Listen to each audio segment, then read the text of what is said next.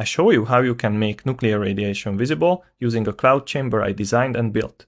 This design is an improved design of my previously introduced small cloud chamber. It does not need refrigerator parts, dry ice or water cooling like other chambers on the internet. This is based on a simple medium performance CPU cooler and a few other parts, so anyone can build it. The effective area of the cloud chamber is based on an 85 mm diameter circle. The base of this area is a 2 mm thick aluminum plate, and the chamber itself is a simple jar I found in the local dollar store. To make the base black without painting it, I used black foil that is used for tinting cars' headlights.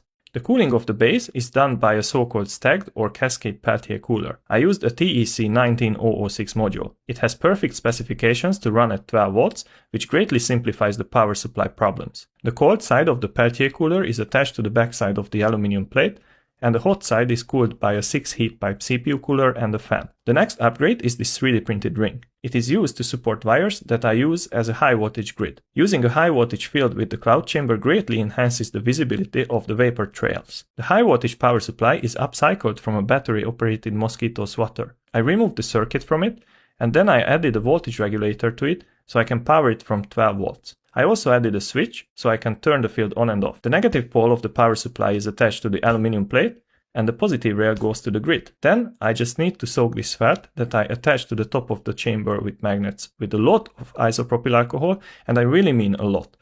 Then I put the chamber on the base, turn on the 12 volt power supply and wait. The power consumption at 12 volts is around 6 amps. After a few minutes, the bottom starts to sweat, indicating that it is cold enough to condensate the alcohol vapor. After a few more minutes, the undulating cloud of alcohol vapor shows up and the traces of the natural background radiation become visible.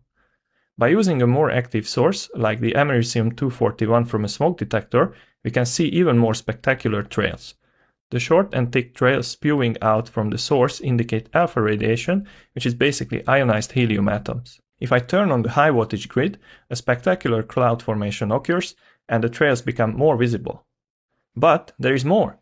I have a very spicy stone that contains thorium oxide. As you can hear it, it is very active. Putting this guy in the chamber with the high voltage grid on provides an absolutely spectacular show. If you want to know more details about this build, visit my website, the link is in the description.